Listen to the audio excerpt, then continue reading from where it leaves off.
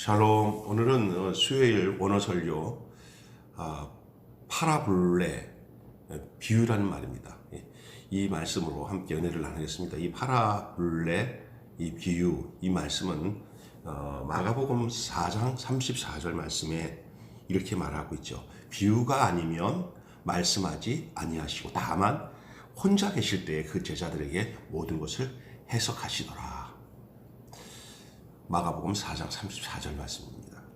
비유로 번역된 이 헬라어 파라블레라는 단어는 그 명령, 은유, 비교, 예, 우화, 뜻이 깊고 교육적인 말, 또 금언, 격언, 잠언, 위험 등의 의미를 가지고 있어요. 따라 던지다, 비교하기 위하여 옆에 놓다, 비교하다, 스스로 놓다, 그리고 장소나 사람에게 들어가다의 뜻을 가진 그 동사 파라발로에서 파생된 명사입니다.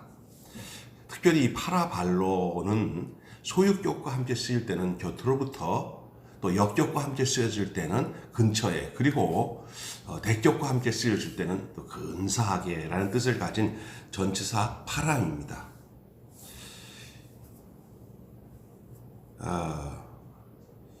또 던지다, 그리고 던지다, 아무렇게나 던지다, 쏟다, 삽입하다, 두다 이 뜻을 가진 동사 이 발로, 이 발로와의 합성어로 유래된 거예요. 그래서 파라블로, 이 두 개가 합친 거죠.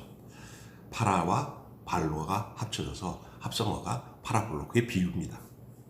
이 파라블레로 이 번역된 이 히브리어 단어는 어떤 거냐면요, 이때 잠언, 격언, 또 속담, 수수께끼, 이야기, 풍류 의미를 가진 마샬, 이 마샬이라는 말입니다. 히브리어로.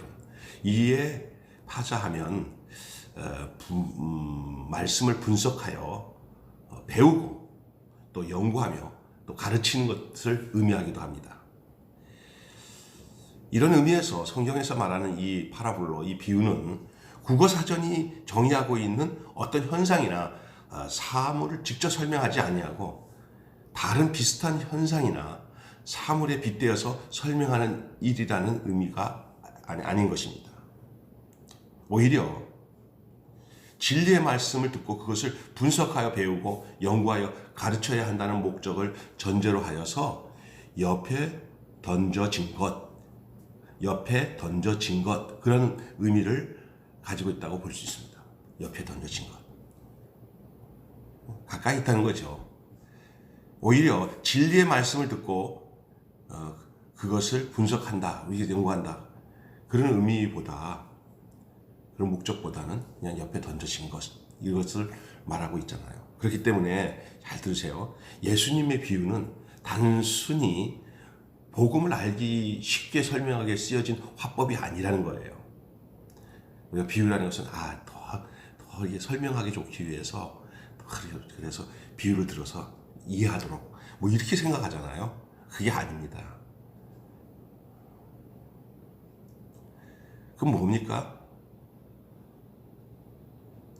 하나님의 백성들만이 들을 수 있고 알 수 있게 주신 말씀이에요.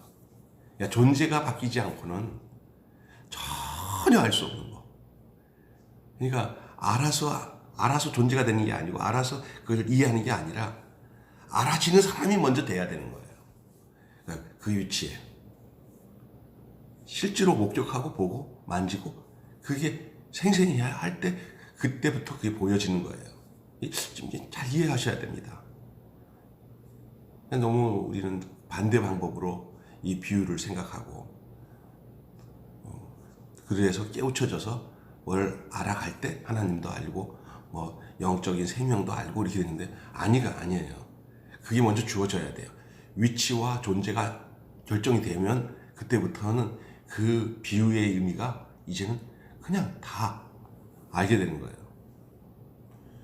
하나님의 백성들만 들을 수 있는 말, 그렇게 되는 게 비유의 말씀이에요. 목적이 파라블레.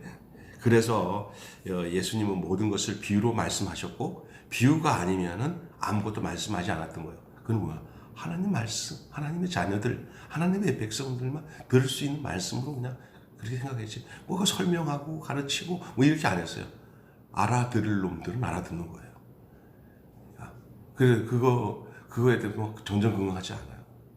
우리는 어떻습니까? 인간적인 방법으로 큰 지식을 가지고 그걸 옳고 그른 것을 구분해서 가르쳐서 그 사람이 그 교육을 통해서 뭔가 된다고 생각하는 착각으로 가지고 있어요. 그러기 위해서 여러 가지 비유를 들어서 설명한다고 생각하고 있어요. 아닙니다.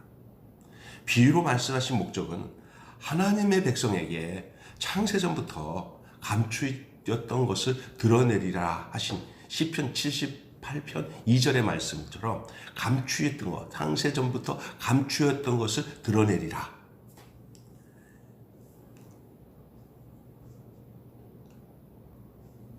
또 그것을 이루려 함이니라. 예, 마태복음 13장 35절 말씀이죠. 결국 하나님의 백성이 아닌 자에게 있어서 이 비유는 도저히 알 수 없는 어려운 것입니다. 오히려 그 비유 때문에, 그 파라블레 때문에 오히려 그것 때문에 더 몰라요. 왜냐하면 접근 방법이 틀리니까.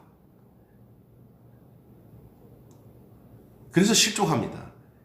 이 비유가 아니에요. 더 어렵게 만드는 거예요. 더 실족해 하게 되고 거치는 돌로만 느껴질 수밖에 없어요. 이게 무슨 말이야? 계속 그럴 수밖에 없어요. 이건 신기한 겁니다. 왜냐하면 두 마음을 품은 인간은 생리적으로 겉으로 보고 판단하게 버리기 때문에 진리를 알아보라고 옆에다 던져놓은 그것도 알 수가 없어요.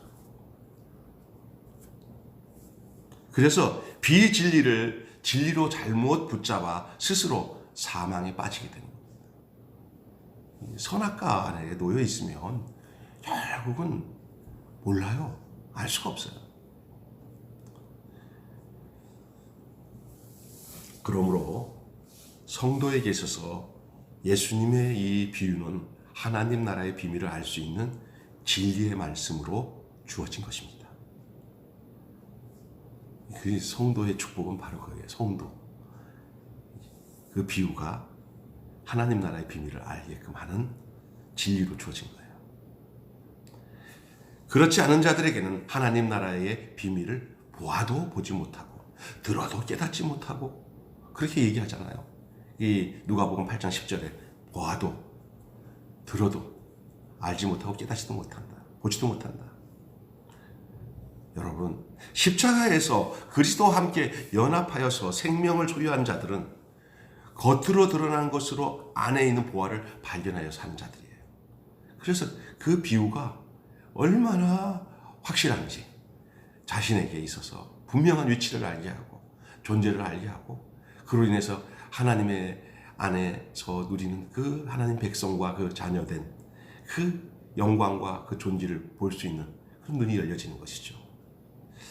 오늘 이 비유에 대한 말씀으로 파라블레라는 말씀으로 함께 은혜를 나눴습니다. 주님을 찬양합니다. 샬롬. 이 코로나 때문에 이렇게 대면에서 예배를 드리지 못하지만 이렇게 영상으로라도 우리가 하나님 말씀을 잘 귀 듣고 우리가 어떤 존재로 지금 거하고 있는지를 알고 하나님의 말씀을 정말 귀 기울여 듣고 그 안에서 생명을 누리는 저와 여러분이 되시기를 주님의 이름으로 축원합니다. 샬롬.